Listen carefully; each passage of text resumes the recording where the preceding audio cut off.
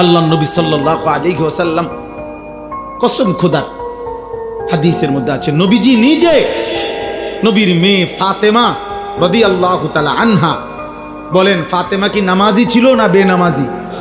পর্দানশীল না বেপর্দা নারী? সাইয়্যিদাতু নিসাই আহলিল জান্নাহ। নবী নিজে বলছে ফাতেমা আমার জান্নাতের নারীদের সর্দার।